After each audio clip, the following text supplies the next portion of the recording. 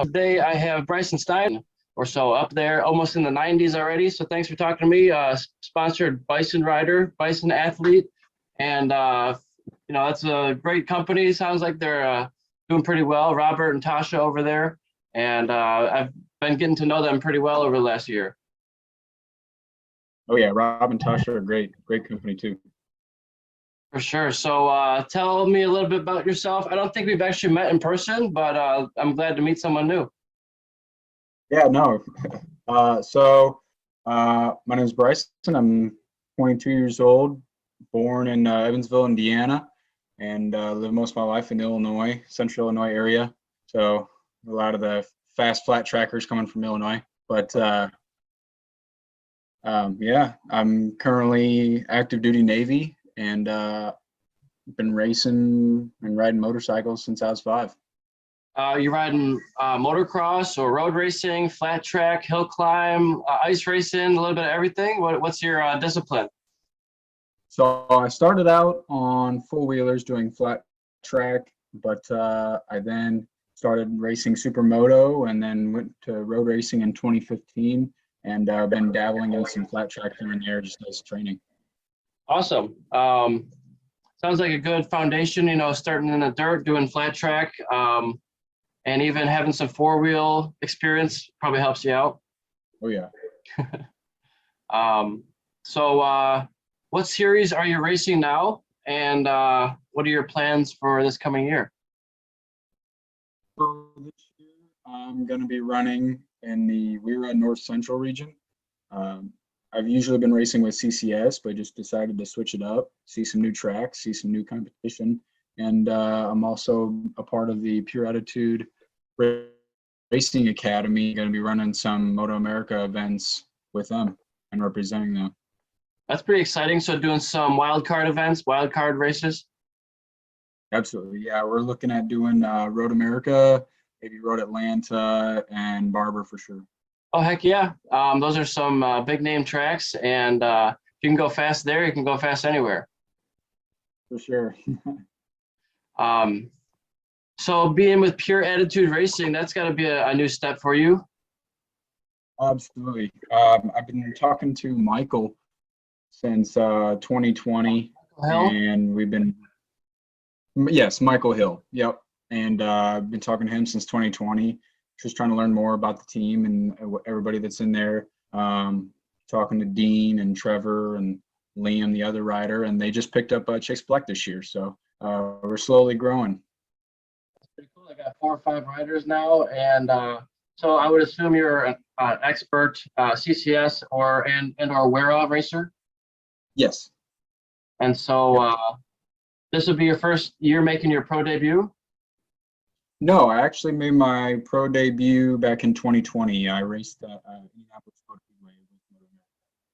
You raced pro in 2020, so now you're a veteran. It's your 3rd year going into it as a pro, and so you've got to have some confidence under your belt. Yes and no. I do have the confidence, but not really veteran. I only ran the one race back in 2020. Took last year off due to some stuff with my job being in the military. Wasn't able to really make any races, but this year we're going to try and do a full season of Wira and definitely do some more Moto America rounds. So we're excited. Yeah, for sure. And with Wira North Central, you're probably going to Grattan. Only the one direction now. They don't do the counterclockwise, I think. Yeah, Grattan. There's some tracks in Ohio and then also Pitt in Pennsylvania. Pitt in Pennsylvania. And I'll be working at a few of those races for Moto America and Wera. I'm doing like 6 rounds of Moto America corner working as a track marshal. So actually I'm leaving next Wednesday for Daytona at the 200.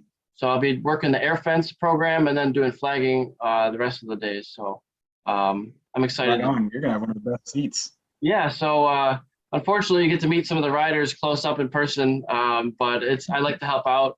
I've been in those situations. I've crashed on the track like 15 times or something, and what you want to happen if you've crashed. You don't want someone like pulling your arm if you have a broken shoulder or something. You got to be with them, but also you need to come here now and get off the track. Watch your back. That's something I've noticed is riders don't a lot of riders, not all the riders, but some riders don't watch their back at all after they crash. And it's like, you got to be paying attention, because just because there's a yellow flag doesn't mean people aren't going to be pushing. Exactly. Yeah, and definitely not the way you want to probably be meeting some of these riders. Yeah, it's not like I'm trying to chat them up too much. It's like, they're probably pretty sad. Sometimes they're throwing tantrums, the younger kids, So a little bit of consoling them sometimes, just being there for them. For sure. But I was just down in Florida this past weekend for the St. Petersburg Indycar race. I was working that event as a volunteer. And that was my first time doing Indycar or any sports car, an open wheel. And they had like 10 different races, a bunch of different classes. They had the Mazda MX-5 Cup. They had the GT series. There was Indy Lights. There's like a Formula 2000 type class, I think US 2000, and then the full-on Indy cars. And so it was awesome to be there and see that kind of action. A bunch of cars hit the wall pretty good. I saw one. There was a good rollover where in the Mazda class, I think he ran up on his wheel and flipped a couple times, but they have a good roll cage there, so he just crawled out the top and called it a day. That's crazy. So that was my first time working a street circuit. It's not always the best viewing, I'd say, but it was really a different kind of track and cool in its own way. How would it compare to being a quarter marshal for road racing? So this time, this was the first time I was not actually a corner marshal. This time, I showed up and I'm here and I'd like to be a marshal. That's what I applied for, but there's hundreds of people who do it. So, and it's my first event. They didn't know me too well. So maybe next year I'll be able to get up higher in the rankings, or a more favorable position that I'd like anyways. Because this time I was put on crowd control, which means that I'm basically fun police and telling people I'm just standing. My one job for the whole weekend is to be at gate 1 between turn 5 and 6, which is just a big bridge, and they can't leave on top or walk on top of the bridge with anything lit, like a cigarette or a cigar, or they can't have any open container, even food that's in a container. Anything that's open that could spill onto the racetrack is a hazard. It's because they're walking on top of the racetrack. Or they could potentially throw it up, and it could land on the track. So that would be a bad thing for the drivers. So we got to make sure they don't do that. So people don't realize that's a rule. And so we're just standing there, maybe anywhere from 1 to 4 of us, based on who's taking breaks or, watching the race for a minute and coming back. So we're just, scanning the crowd and watching people's hands the whole time to make sure they don't cross the track with any fluids or liquids or things like that, or ice cream even. And so most people are like, oh yeah, no problem. I'll just drink it real quick, or they throw it away and they're like, oh, thank you for your help. And I didn't know that. Thanks for being here. There's only one person who gave us some trouble, but even that, he was over in 15 seconds and he was on his way. So it was a unique experience, but it's also, you have to be stern with people, and everyone's wearing earplugs and it's super loud environment, so they might not hear you anyways. So you can't take offense to them like not hearing you. You just kind of get in their way so they can't cross in front of you if they're really ignoring you. Or like you gotta tap them on the shoulder politely or get their attention somehow. It's like it's kind of difficult at times, but it was a unique experience. Sounds like the IndyCar program is pretty strict on the rules. Yeah, yeah, they are. I mean, imagine you're going on a racetrack and you have now a different surface than you were expecting. But I don't know. That's just, I was following my orders. But have you ever done any marshaling or any working for the organizations? I have not, no. My dad, though, back when he was first getting into the racing scene, he started out as a corner marshal, and that was kind of his introduction into road racing in a club level. Yeah, it's a wide range of people. You get anywhere from people who are just interested in the sport and want to help out, or people who have raced in the past, or crew chiefs, or all sorts of officials who have been in tons of different positions. Absolutely. Yeah. And there's been, even if you're not even racing, you're still at the track, so you can't really complain. You're still seeing all them getting some free entertainment. But yeah, it was really good people watching, man. There's some pretty strange looking people out there, but it's just it's fun to analyze or to just watch, you know. Absolutely. Yeah, I'm guilty of being a people watcher. I was actually really surprised, like how many people had amputated limbs. I had never been really just staring and watching people all day, but there was like probably a dozen or more. I don't know if that's because they're all racing drivers and like athletes and like extreme sports enthusiasts, or if that's just a normal segment of the population. But it's just you don't realize, and also there's a massive amount of stairs that are pretty steep that everybody has to climb. So you see it sticks out more, right? Because they have to use those limbs. Right. But so tell me about your experience with racing and injuries, if you had any. Have you been a good crasher per se? Well, not the first time. The first race I ever did, I was hit by another rider on track and ended up breaking my hand, shattered my whole right hand. So that was back in 2015. But ever since then, I've learned how to crash well and haven't really had any injuries, knock on wood. But yeah. I hear that if you are taken out and it's more abrupt or you're not expecting it, it can be a worse fall because you don't really have as much control over how your body lands. Absolutely. Yeah, no, I didn't even see it coming either. The guy had run off the track, and then when he came back on, he just collided straight into each other. Ran right in my line. But yeah, it was a crazy experience. Definitely was unexpected. Yeah, that's unfortunate. And I know that hand and wrist injuries are typically pretty problematic because there's not a lot of blood flow to that area, so it can take a lot longer to heal. Yeah, I ended up getting 2 pins in my right hand. The day of the surgery, the doctor tried to re-fracture my thumb because it wasn't growing in properly. But I was pounding milk left and right, so he couldn't end up re-breaking it. But we ended up turning out pretty well, I'd say. I've got full function of my hand and can't really complain in there. So shout out to Midwest Orthopedic Center. A lot of the strength as well, because that's a big thing. Is your hand, or any time you break something, it atrophies a lot. You lose a lot of that muscle mass. Yeah, it was definitely difficult at first, being able to grab the throttle and twist and just hand strength, and then also applying it individually to the fingers when braking. But I'd say we recovered pretty well. Good. And so I don't know if you mentioned it yet, but what kind of bike are you riding? And tell me about some of the mods you have to it, some of the brands or parts that you got on it. So this year I'll be riding Suzuki SV650 in the Twins Cup and also with the Wira. We've got an M4 exhaust on there.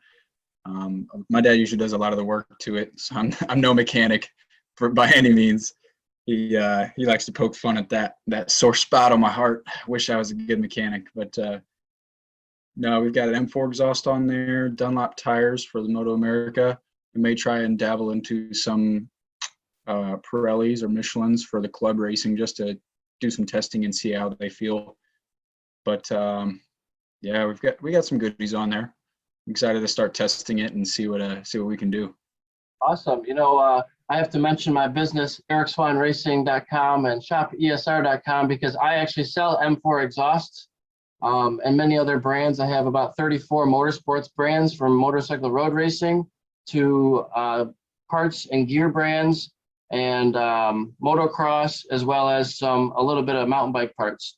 And then I also have a whole batch of like 1,000 items of my own personal things and things I've found at garage sales and resale shops, like CDs and DVDs and clothing items and electronics, artwork, all kinds of, I have tires. I just sold a tire like 20 minutes ago, takeoffs.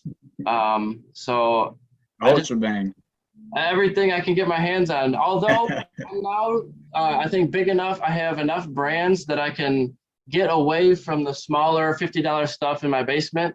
And I think I'm gonna donate maybe 1,000 items that are under $50 by the end of the year is I think my next goal, because it's not really selling that great anymore. It's all stuff kind of been picked through that's like leftover. I mean, I have 150 cassette tapes, probably 150 record vinyl albums that are, it's cool to have, and like people collect them still.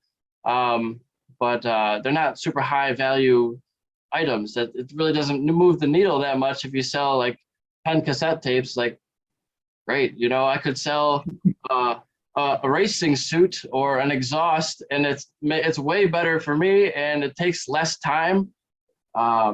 So it's like, what's my time worth right now? It's kind of, I've outgrown that phase, I think. Right. Well, I mean, you could always donate it to the Red Flag Fund. Have you ever heard of that? Yeah. I actually, whenever I purchase something on Amazon, I do the Amazon Smile, and you can insert your own charity that you want to donate to when you purchase something. And so I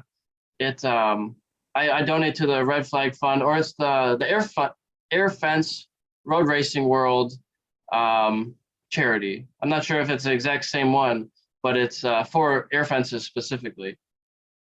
Yeah. So the Red Flag Fund, they usually help out with riders who have gotten seriously injured in an accident, whether it be racing or whatnot.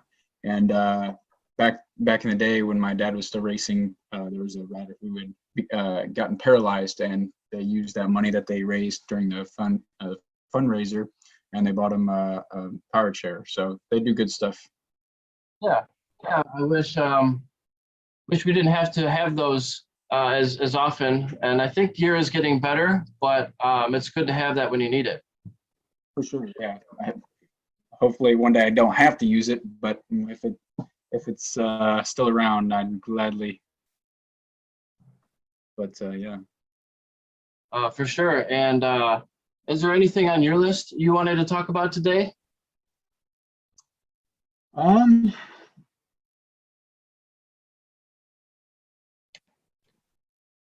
Suppose we could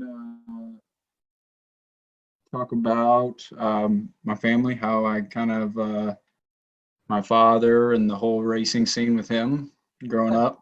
How did he get, your father was into racing, and so he kind of brought you into that world? Yeah, he started out as a drag racer. He had an old Kawasaki H2 750 triples.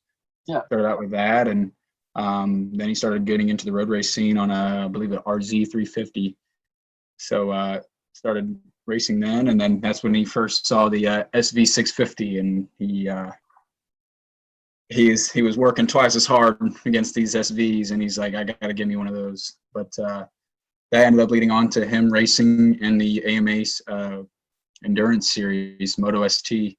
And so yeah, he definitely grew up around all the cool guys at the track as a kid, meeting Aaron Yates, Matt Mladen, Ben Spies, all these big names that are out there, and now we're seeing them in the pits as crew chiefs and whatnot for like Aaron Yates and Ashton Yates, the father-son duo. And that's kind of where you got going on here too with our program. So yeah, it's see that giving back and showing the next generation the ropes. A lot of people, I think, in the road racing community have that, but there's also maybe another half that doesn't have that. My parents had nothing to do with racing. My uncle really liked racing, but he had died, 11, 12 years before I started racing. So I knew we'd never really talked about it between us, but and so much so that my parents didn't even want me to buy a motorcycle in the first place, because my dad had broken his arm jumping his bike as a kid, going off a ramp or something, and he's like, "Oh, you got to stay away from those," So it was always a taboo thing. So I had to go around the hard route, and I was like, okay, well, I have to prove to them I'm going to do it the safe way. So I took the courses, like the Motorcycle Safety Foundation courses, the basic rider course. the advanced rider courses just as a street rider. I told him I'd wear all the gear. So I bought a jacket and boots and tried to not be a squid too much. Yeah, you just sometimes you gotta find another route. For sure, yeah. We've my dad and I have definitely done some pretty dumb riding activities throughout our days. So, but we've kind of learned from them. But I'm sure it creates a good bonding experience riding with him. For sure, yeah. That was definitely one of my bucket list goals, was to beat him on track, and I did that back in 2018. It was funny because we were going down the front straight at Blackhawk, and he was riding. We're on the same bike, but he looked back on the front straightaway to see where I was at, and I was just right there behind him. And he did a double take, like, "What in the world? Where did you come from?" type thing. And I'm sitting there back there just waving at him, like, "Come on, let's go." And so it sounds like you're probably on the SVs because he was on the SVs, and you want to stay in that same path. Yeah, so he's been around SVs for about 20 years now, and so he's got a lot of knowledge when it comes to that bike. And that's, I think, we ran a FZ07 last year in 2020 for Moto America, but we just really didn't have any info on them, and it was a brand new bike. And so that's why this year we're kind of taking a step back, even though we're kind of losing a little bit in the power and weight side. We think we're going to have a better chance at having better results. So, do you think the Suzuki is the bike to be on right now? Say again? Do you think that the Suzuki is the bike to be on right now? I think it's still competitive. It takes a lot to make them competitive, but I think they definitely can get on the podium if needed. I mean, Trevor Standish last year, he even won a race on his SV650. But right now, a lot of people are on Aprilias, and I'm told they handled just like an SV, if not better. So, and if they've already got the power that they're making, it's going to be tough. But I think we're going to have some in store for some people. Yeah, it's I think it's cool that Aprilia just came out with that RS660, and I think it's a new platform. It's a new bike that is new to the market, but I think it's having some reliability issues with their engines, and you're kind of taking a little bit of a gamble on a new machine. It might be new. This doesn't mean it's always better. Yeah, exactly. And so something that's proven, like the Suzuki SV650, that's like such a iconic bike for that class. For sure, yeah. The first year that the Twins Cup came out, there was so many SVs. It was ridiculous. And then it became the FZ07 class, and then now it's the Aprilia class. And so I think now that everybody's starting to get information on the bikes, they're going to start. I think it'll still be pretty level playing field in the most part. It'll really come down to who's the better rider, and then also who's the better builder. It's definitely a big builders class. Yeah, and even the Ducatis are showing well. They were winning a few races there for a while. Yeah, Michael Barnes on the Monster, he did pretty well. Yeah, I think it was Road Atlanta. He was killing it one of the years. Oh yeah, yep. But yeah, man, it's interesting. What are your thoughts on the 600 class versus the SV or the Twins Cup? In regards to Moto America, or just any 600 class? Well, yeah, like the Moto America, the new Super Sport class. Would you ever consider? I guess I think it's okay, or it's fair to say the Super Sport class, 600 class, is a step up from the Twins Cup, or is that unfair? No, it's definitely fair to say the 600 class is definitely a much better, I would say now, jump into the following class of stock 1000 rather than a 600 straight to 1000. Granted, you're still going to have a lot of your R6s in there, ZX6s, but you're going to have a lot more power coming out of them. I think everybody's going to be amazed, even with the R6 against the Triumph and the Ducati. I think they're still going to show some muscle there. So yeah, and I think it'll take some time with the new rules package to get a fair balance of performance, because even in the sports car classes, they're always changing things around a little bit here and there, giving somebody, you know, more room for airflow, or maybe adding ballast to another bike. What do you think that, here's a hypothetical question for you. Do you think that there should be a total weight for a rider and bike combination, and so everybody in the field is the exact same weight combined? Or do you think it's fine to have this discrepancies in weights from bikes or people? I think there should maybe be a minimum weight, but in regards to having it be like a superbike class, like the twins or superbike in general, I mean, superbike, you can do anything to them. So making them as light as possible is really the goal, along with power.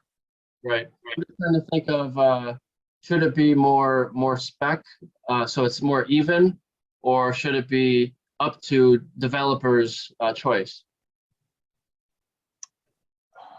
I think it should be up to the developer's choice, even though the more even would create a lot of more action-packed racing, more close racing for the fans.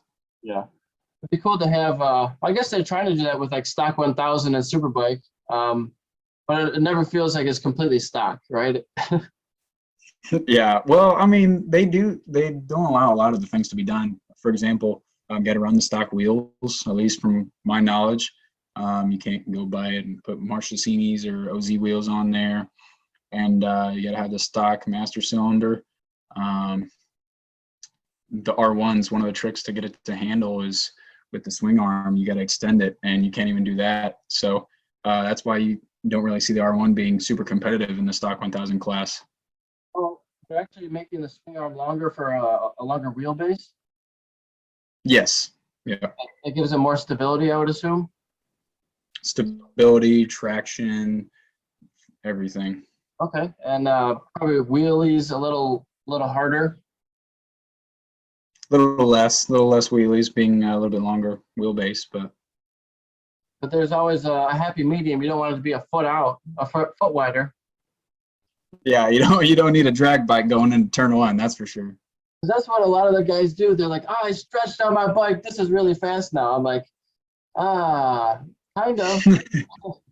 Maybe not. Until the corner comes, and then you're like, oh, I can't turn the bike now.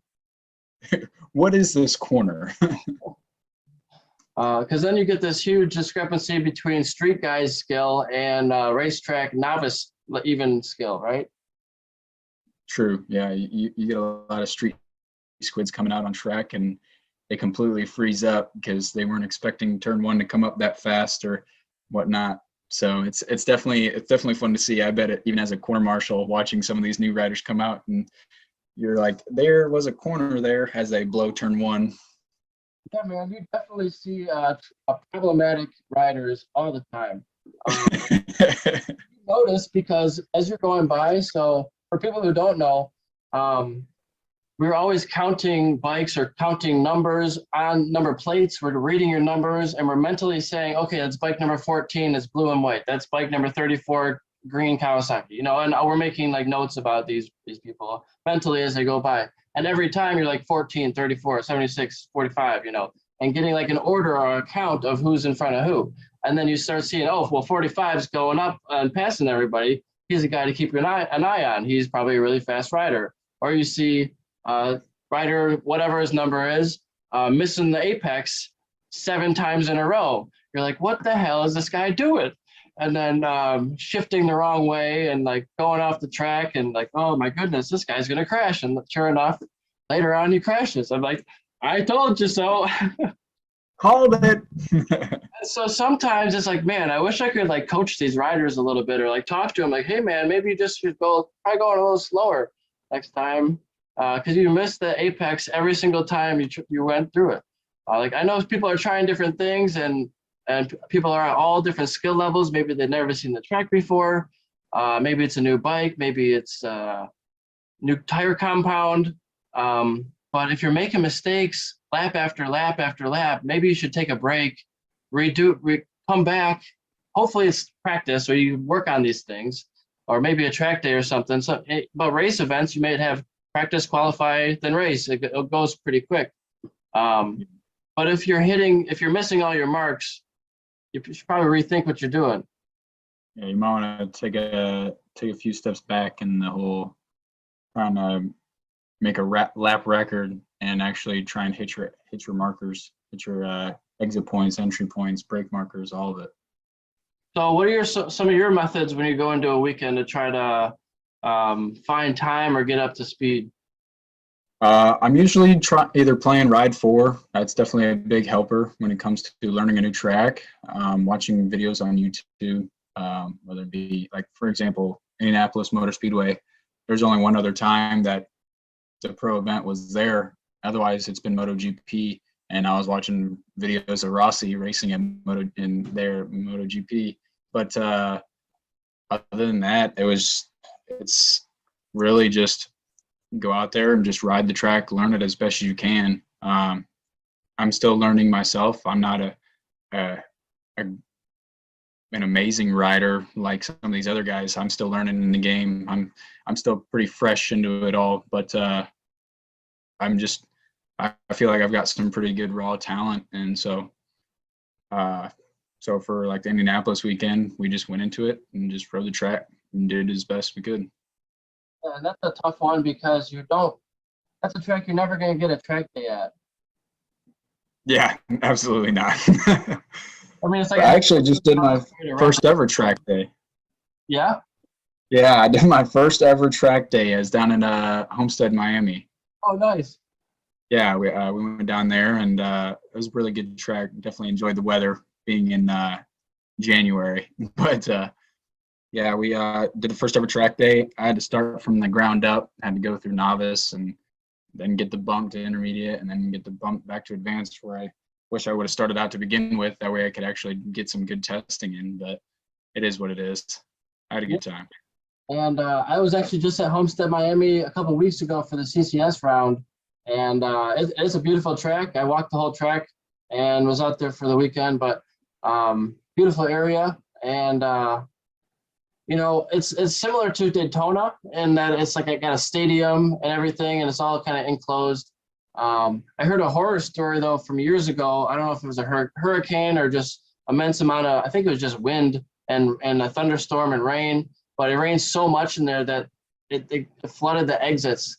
And it's a circle, it's a dome, so they couldn't actually exit the facility. They were trapped inside for a while, and they had to move the barriers. They had to like destroy the side of the track to actually have them excavate and escape from all the rain. That's wild. That's wild. That's insane. But that is totally insane. I'm thinking about moving to Florida, but that's what I worry about. The hurricanes. Yeah. In the water and the threat that it could be underwater in 10 years or whatever the number is. Whole new Atlantis. But yeah, man. So doing your first track day ever, everybody has to start out novice. They can't just let you go run in advance and hurt yourself. You got to be vetted. Everybody, I think, unless you have some sort of previous racing experience or racing license from another organization. If you have never been on any track before other than go-karts don't really count. You're like at your local place. You're not accredited yet. But I think it's okay to start novice, but when I did my first couple track days in novice, I was like, I go faster than this on the street. The reason the reason I went to the track in the first place is because I got arrested for speeding on the street doing like 77 over in a 70. So like I was comfortable with going fast. It's just I had not really been doing a lot of turns and corners. So I had all of that to learn, and braking obviously, and accelerating. So all of it. But yeah, so you start there and then you slowly move your way up to intermediate and advanced, and that usually takes a day or two or a couple of weekends for most people. But some people stay in novice or intermediate for years. Yeah, it's definitely a humbling experience going back and starting in the novice, and just it's a good refresher. Some of the things I even forgot as a racer. You just overthink it, overlook it, and yeah, I ended up going from novice to advanced the same weekend, so it was kind of a pat on the back, I guess, sort of. Yeah. But no, it was a lot of fun. Had a lot of fun. For sure. And you already had some supermoto experience and all that and racing before, so that's probably why you advanced so quickly. A little bit. Yeah, definitely learning from my dad, and then riding supermoto and flat track, for sure. So you guys, now you're going to be on this new team, but I would assume in the past you and your dad were at the track together most of the time?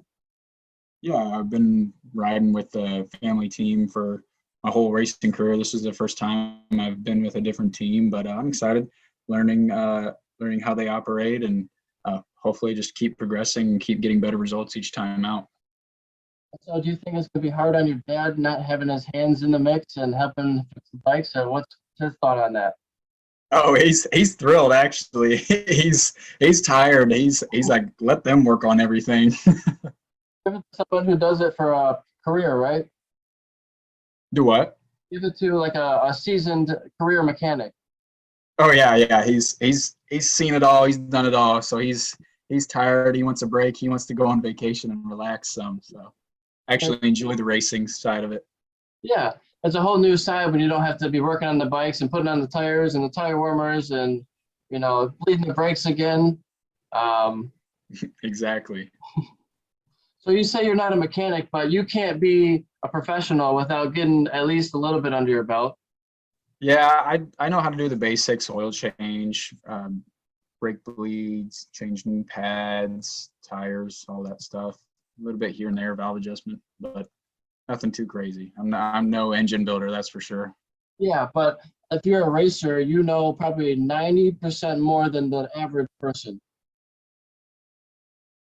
I may be up for debate on that. You don't think so? Nah, not me at least.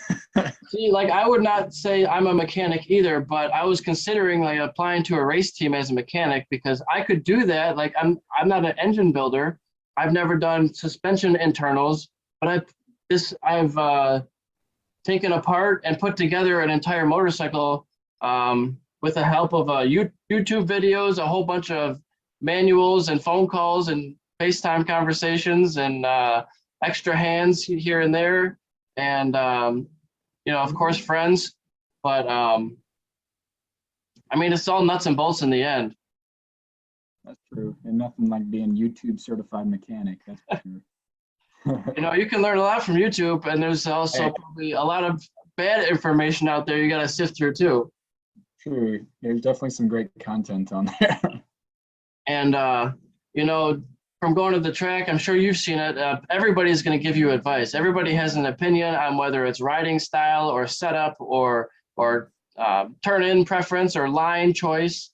And some people are going to give you bad advice. Some people think it's good advice. They're not maybe trying to deceive you or lie to you, but it may not be always the right answer. Well, yeah, sometimes it's the good answer. Sometimes it's not the good answer, and everybody's got their own personal opinion and their own ways. So you gotta take it with a grain of salt. You might want to try out or have an open mind to some opinions or some different viewpoints, but it might not always be the gospel. Like I was kind of hurt a little bit when as you progress from like novice to intermediate to advanced to like novice racer to expert racer, you get told different things at different stages, right? You're not told what to do as a professional racer your first day out at the racetrack. Like those are the wrong concepts you need to learn. You learn things at different times. But what they told me at the beginning was not really how you're supposed to ride when you're racing professionally, right? It's a totally different body position kind of thing. Like, I don't know. At first I was taken aback, like, oh, I kind of need to change what I'm doing here from what they told me at first, Yeah, definitely. There's some things that you learn along the way as you slowly progress into becoming a faster rider and just a better rider overall. So. Yeah, and so tell me about Brycen. Do you wear their suits? I think they have gloves too, maybe undersuits. So Pure Attitude, they signed a deal with Brycen this year, so we're all going to be rocking some Brycen apparel, some Brycen suits. We're definitely not going to miss us on track, that's for sure. But they're gonna do a big reveal for Trevor and Liam, I think Chase as well, down in Daytona. So that'll be firsthand for everybody to see. And then when I do the Road America round, everybody will get a big reveal of my suit. So Nice. Can you reveal any color schemes or any patterns in mind? orange. Orange. That's always Orange. it's always nice to have a distinguishable color when you're sorting through 150,000 pictures from the weekends, right? From all the different riders. For sure. One of the rules in the family was to be able to be spotted on track, and bright neon orange is definitely a way to be seen. Yeah. I did like primer gray bodywork. I didn't even paint mine for a little while. But then I had blue and yellow was my main colors. I did Kawasaki green and black, but that only lasted like 2 weekends because I crashed the crap out of my bike. And then painted it that color just because. But then my Triumph was all black. I like that a lot. The all black, matte black, no shine. And then I had like a black and white suit. And for a while, my suit was actually all black. I had a black helmet, black gloves, and black boots. Everything was black. You're probably really hot, weren't you? It's actually really hot. I would recommend it. I liked how it looked, but it was like, and then I had a gold shield. I liked like gold accents, my mirrored visor shield, so you couldn't see my eyes. I like that stealthy look where you can't see your eyes. Are you about that, or do you like to have in the clear visor? I'm more of the clear, maybe some, definitely a clear visor or just a slightly tinted visor. I'm not really a big fan of the mirrored. I think it looks a little cheesy in my opinion, but a lot of your street squids are out there with chrome visors and it just kind of looks goofy. Yeah, no, I guess not a lot of people wear it, but I just kind of like it. It feels like it's a mask. You can't, like John Cena, you can't see me. Right? I don't know. I don't think it affects anybody because you're not really looking at anybody ever when you're racing, unless you're on a straightaway. You might glance for a second, but it's pretty rare that you're actually trying to make eye contact with another rider. Yeah, not unless you're pretty angry about what just happened in the last turn. Yeah.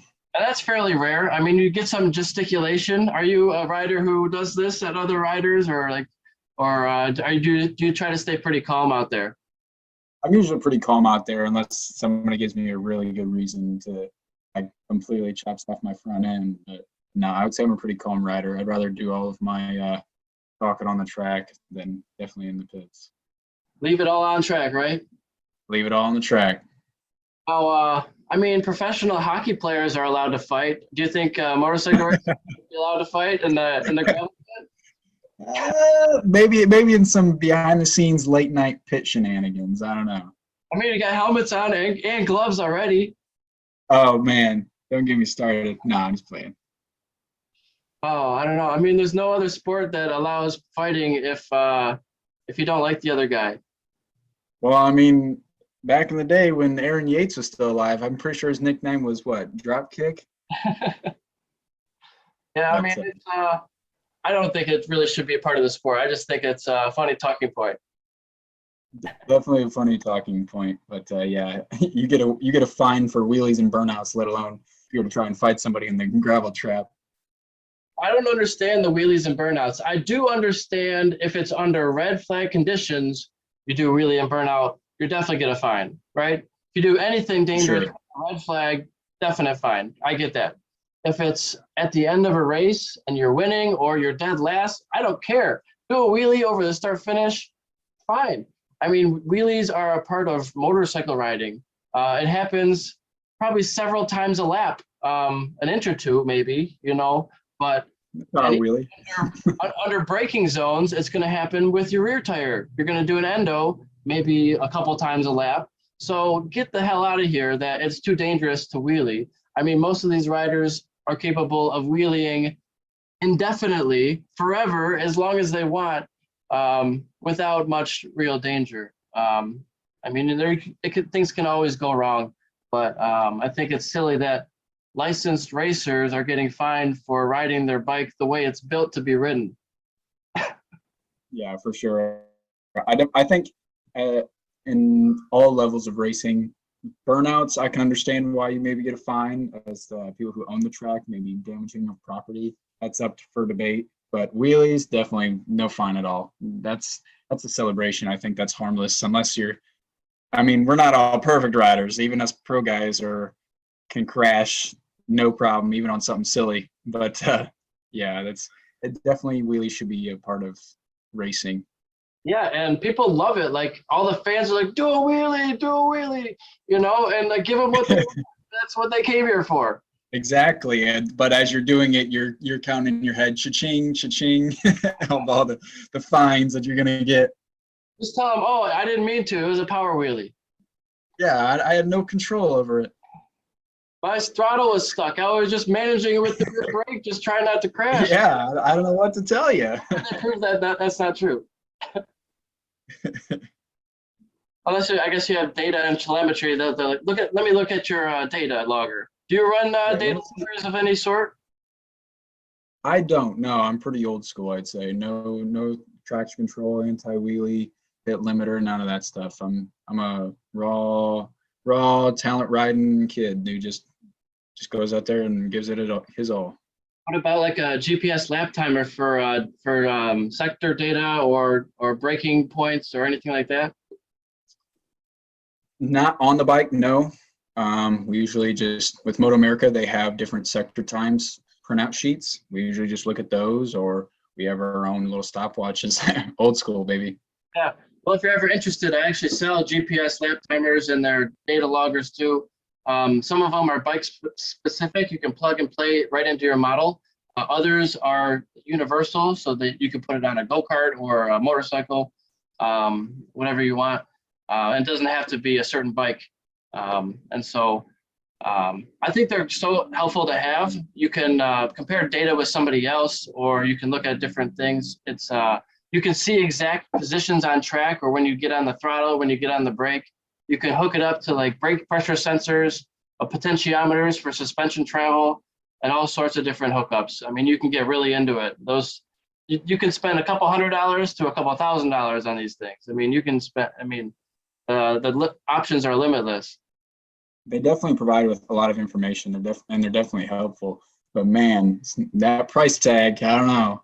Yeah. I think my own personal internal GPS lap timer works just well. For sure. But you know, it would be interesting to see if you do have a teammate and you're doing these Moto America rounds, if they would be able to have something like that on the bike just to try it out and to test it on.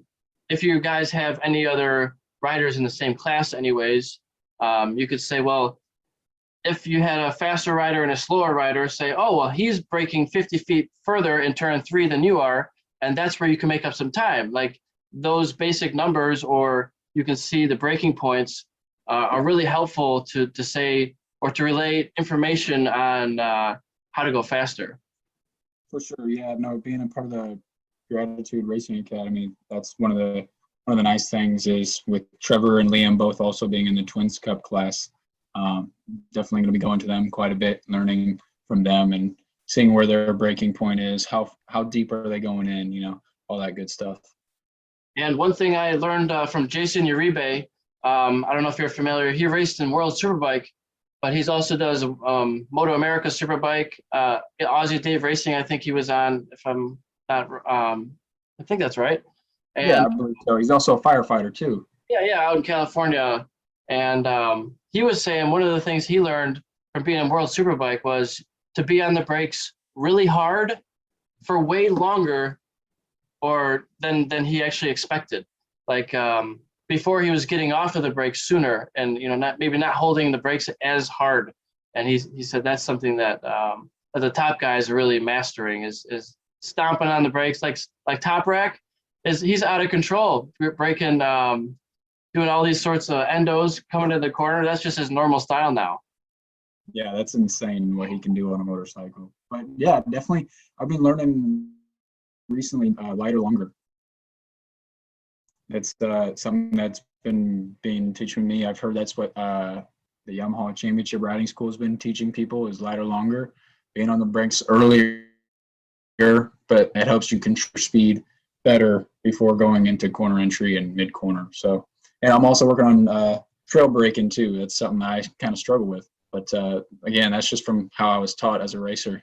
I was told to get all your braking and shifting upright and then throw it in there and be the first on the throttle. So yeah, that's cool to hear, because something I think I came up with is if you're having trouble hitting the apex, get it on the corner sooner, or get on the brakes sooner but slower is what I would say, which is basically the same thing, lighter but longer, right? Lighter, longer, a little bit less pressure brake. Instead of jabbing on the brakes, you're just grabbing a little bit earlier but lighter, and helps you. It's an easier way of controlling your corner speed, your entry speed.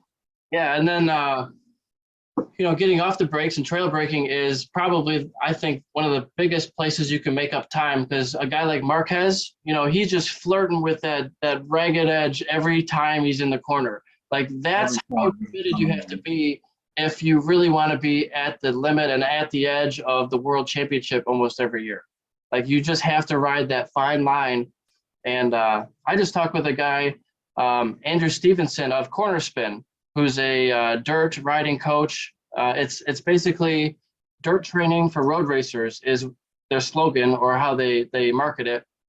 And if you can master the slide, slide in the front, slide in the rear, not being under the limit, not being way over the limit, but riding on that very small line of the limit is really where race winning lap times come from, and that pure confidence of being able to set lap records. Because if you can save the slide on a 100cc dirt bike, and you're confident with pushing it and saving it and keeping going and like nothing happened, then you can replicate that on a SV or a Twins bike or any of the bigger bikes, and it's much easier to do that now once you're confident on a less risk machine. For sure, yeah, that's one of the reasons why I kind of got into flat track, was as a training tool for being able to control the front end push and slide and getting sideways and not having all that traction and just trying to reach for it and feel for it. But I've definitely heard of Corner Spin. They're out here in North Carolina. I'm stationed out here, so maybe one of these days on a weekend I'll have to go over there and check them out. But I've got a little KLX 140 that I'm building right now for supermoto or flat track and that aspect as well. So, but again, it comes down to time and money.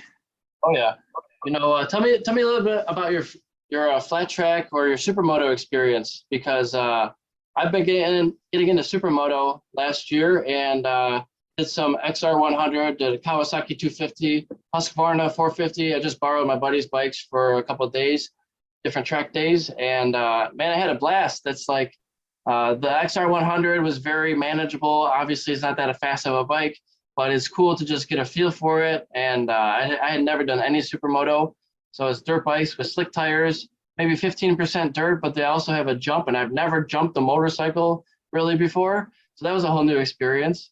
So the supermoto that I was doing was a series back in where I was from in Illinois.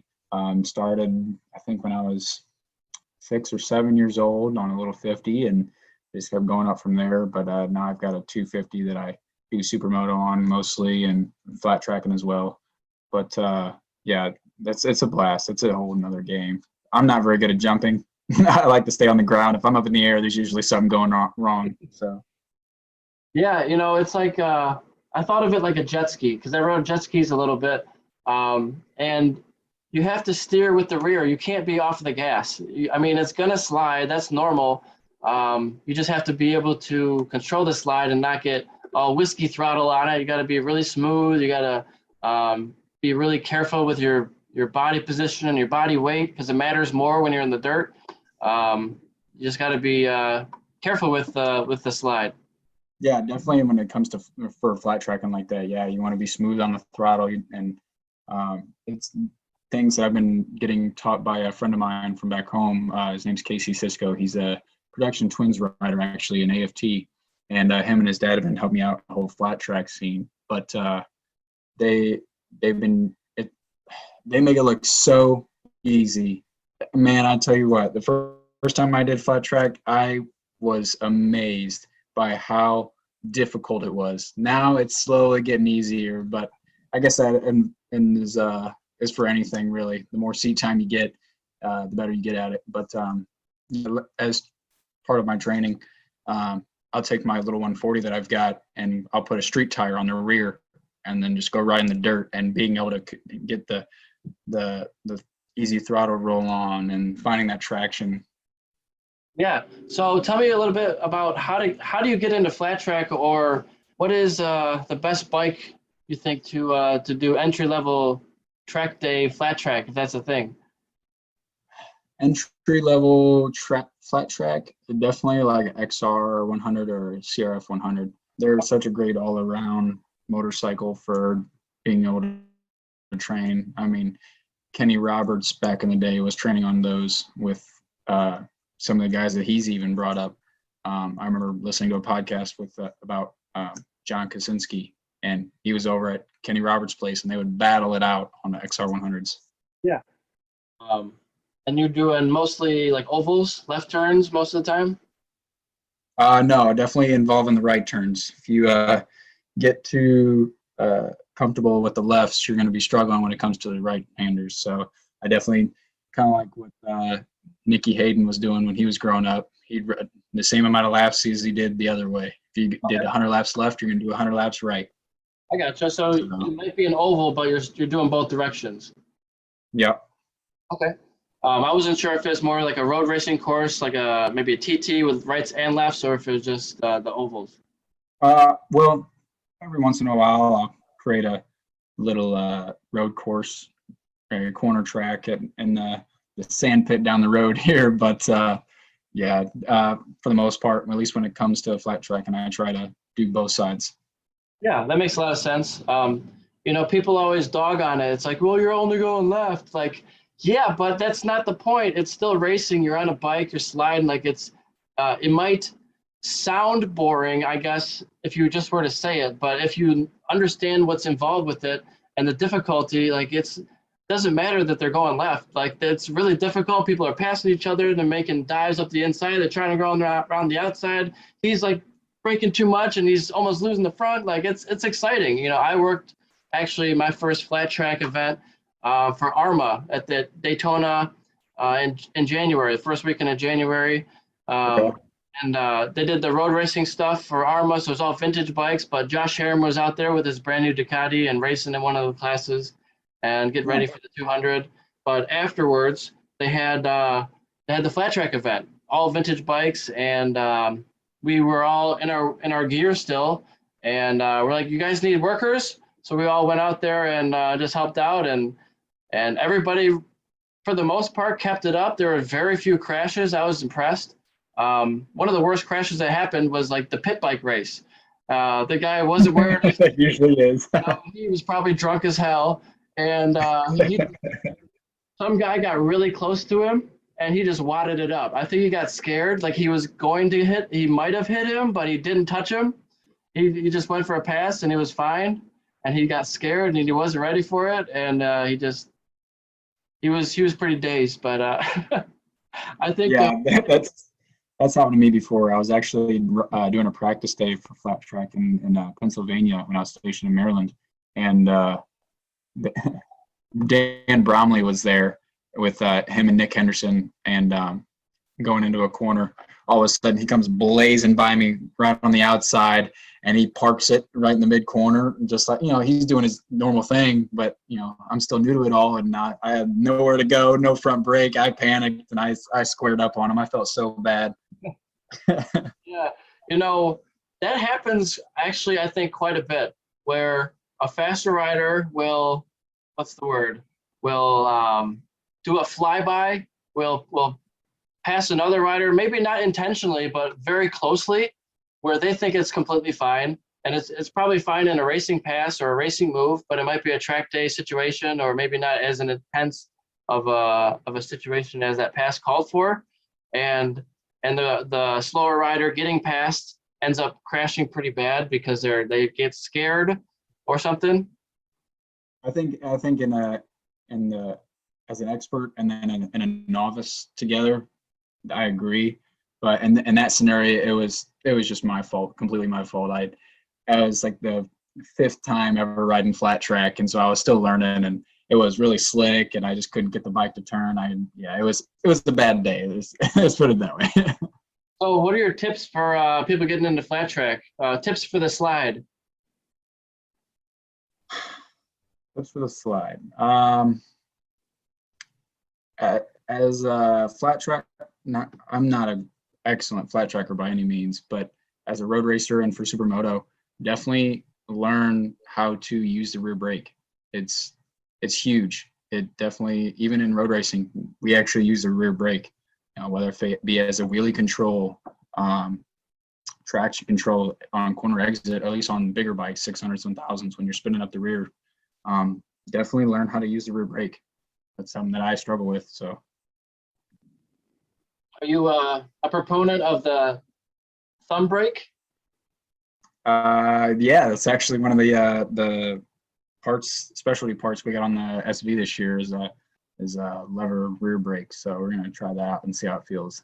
Is that the first year it's allowed? I'm not sure about the specific rules package. In Twin Scup, it's allowed. Yeah, Nice. One of our previous riders, they had it on their bike. So Nice. So I mean, for people who don't know, it's really sometimes difficult to use a brake in right-hand turns because your foot's kind of cramped in the wrong spot, and it's just very awkward. You have to put your heel on the peg and like put your foot in a way that feels like it's not natural. So then you're not going to be dragging your knee the right way, kind of. And it's just it's a whole awkward position. You feel like a goofball when you're like, man, people are probably making fun of me right now by the way I look. You get a compilation of pictures together, people like looking super awkward. Rear brake. Why is he doing that? Yeah. Like he's all crossed up and he's riding from the 70s, like kind of. Yeah. He's doing it old school Dorito style. You know? So the thumb brake can kind of be a solution to that. I haven't used it. Full disclaimer, I sell the thumb brake. I think it's Accasato and maybe Discasiti, Italian brands. Bless you. You're right, exactly.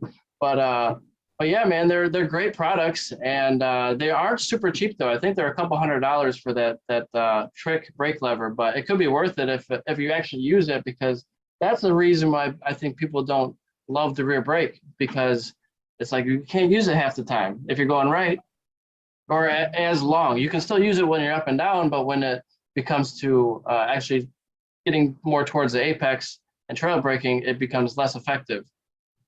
Yeah, for sure.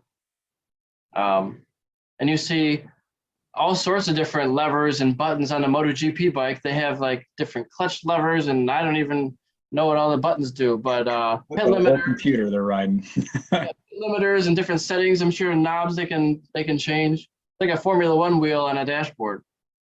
Yeah, I was watching a video of them doing a launch on I'm assuming a practice or qualifying session, but they stop and then they press a button and then it just lowers down like a drag bike, and it's like, man, no wonder they're getting killer starts, but they need it as well with how much power they've got underneath of them.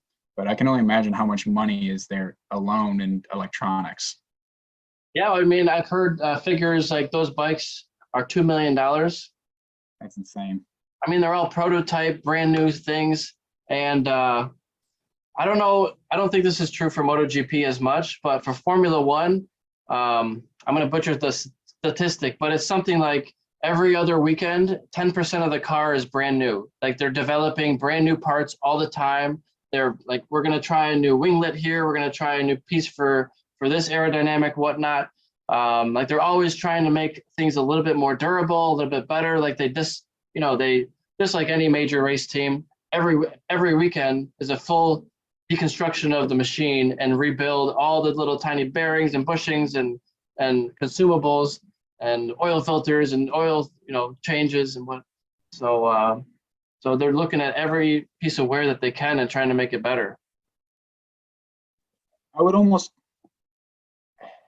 How would they have a consistent platform though? That's something that would, if you're always testing, it's hard to get good, accurate, consistent data to give the driver, I guess in that case, the best car. Yeah, I mean, the majority of it's the same, but they're changing small bits and pieces to improve reliability or durability, I think most of the time, and trying to make things lighter. Yeah, but if you change everything at once, how do you know what worked or what was the issue?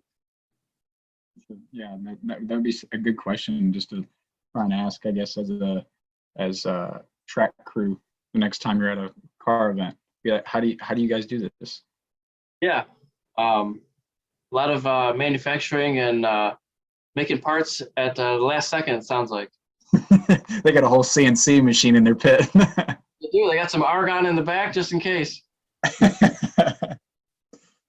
But but yeah, a lot of people are making their own products or trying to manufacture body work and making different things from scratch.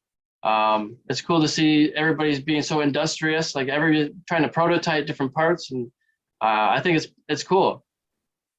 Yeah, that's definitely something like I'm interested in, even if I'm not racing. Once I get out of the military, I plan on going back to school, and I've been looking at motorsports engineering. I feel like that's something that I can also relate to racing too, to maybe get an advantage. But there's also other racers out there like Carl Soltis. He's a auto engineer, so yeah, he probably knows the ins and outs and has a lot of calculation stuff in the back of his head. For sure, he's a buddy of mine. He lives like 30 miles away, I think. And back in the day, I raced against him, and yeah, he's a good guy at the time. And when we were doing it, it was a lot of fun. And he became a master engineer, and he was able to continue affording it, and I couldn't, which is why I'm not racing right now, and it's killing me. So I'm trying to build this business to sell enough parts that I can go back out there and do it full time. But in the meantime, I'm racing other things like go-karts and mountain bikes. I've won championships in, and foot races and tough mudders. I think I've done 4 tough mudders so far, and doing like 5Ks, 10Ks. I did a 10-mile race. I did couple half marathons. I haven't done a full marathon, but I have done indoor triathlon, which is like a pool, stationary bike, treadmill type of thing. But yeah, just trying to stay in the sport as many ways as I can, and now doing the track marshal thing. So helping out at the racetrack, and this year I'll be a coach for brand new riders. I mentioned the MSF, Motorcycle Safety Foundation. Yeah. I'll be an instructor for that this year. I'm excited to and teach new riders getting their license and doing street riding stuff. But that's kind of the first step. I also want to do coaching for motorsports as well. But I just want to start at the groundwork and work my way up and do maybe some supermoto coaching or road race coaching, karting. I would love to do, and driving as well. So all of it, man. Yeah, I'm actually going to kind of give back to the community too. I'm going to be a control rider for a track day organization in the Indianapolis area.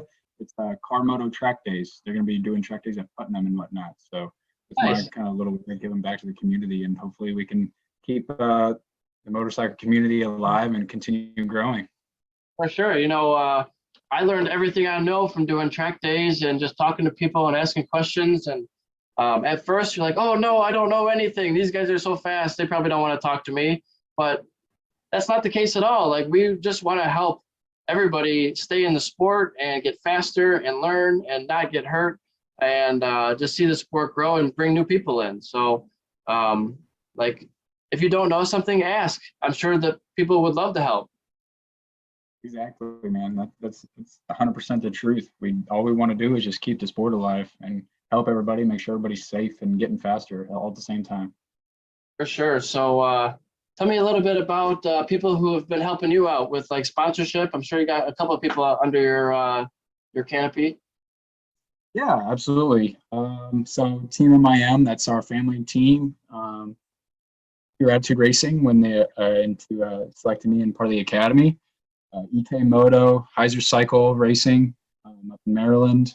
Pro Things Apparel, they're really good if you ever want some pit shirts made.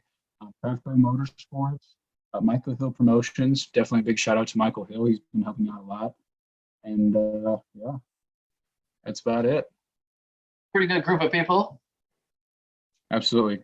Definitely wouldn't be where I'm at without all those guys. Yeah, so I'm actually looking to get some pit shirts made. They make like the nice ones with the collars that you got to wear around the pro weekends. Oh yeah, gotta look professional. And what was that company again? Pro Things Apparel.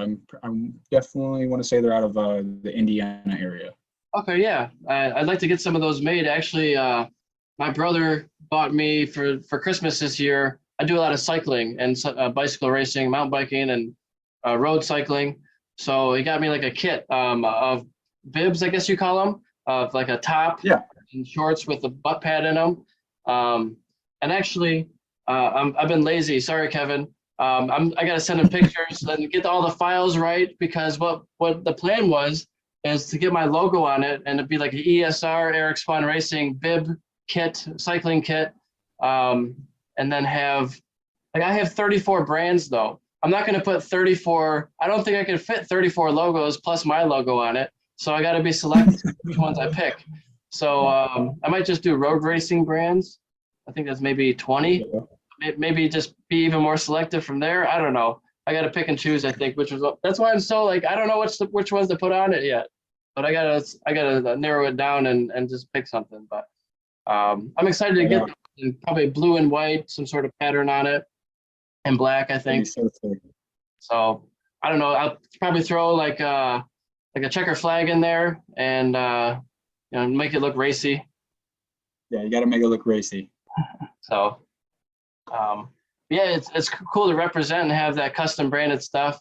I've made a couple shirts and things before, but I see a lot of the racers are selling merch. Do you have anything for fans to purchase? No, right now, no. I'm currently working on that though. I definitely have been getting some personal messages about stickers and posters made and hoodies, t-shirts, all that stuff. So hopefully this year we're going to have that out for the fans and everybody can start put up a website and go from there. Yeah, if you're looking for someone, my personal logo, or I shouldn't say logo, my personal decal sticker company is Pop Shadow Decals. They were in Illinois, but they moved, I believe, to Florida recently. So they ship anywhere in the world, but great people, Tia and Steve. And that's where I get all I got like a 3-inch sticker, a 6-inch sticker, a 12-inch, and I just bought a 2-foot to put on the back of my truck. So I got a nice big ESR. A huge ESR on the back there. Actually, it could be bigger. I wish, but the thing is, like the handle's right in the middle of it. So I'm like, I don't want it to be in the middle of the handle. Maybe there's a way to conceal it better. I'll just do like the chrome delete so you don't even see the handle. There you go. Now we're thinking. But I actually do have a decal guy, R9 Designs. He does a lot of the decals, graphics kits for the AFT riders, and so he's actually helping. I'm getting him into the road racing scene as far as motorcycle road race graphics. So yeah. Yeah, there's a lot of great people out there. Everybody has their own style of graphics. Some people get their numbers done, different styles and all that too. For sure. So we got over an hour already. And I got to get some dinner here in a little bit. So let's wrap it up. Is there anything else you wanted to talk about before we ended? And that's just about everything that I have. I mean, shout out to mom, dad, and all of my sponsors. So hopefully this year's the year. Sure, man. Well, I'll take some time to get this edited and posted, and I'll be sure to tag you when it does drop. Sounds good, man. Appreciate it. Good to meet you. I'll see you at the racetrack. See you, man. Have a good one. You too.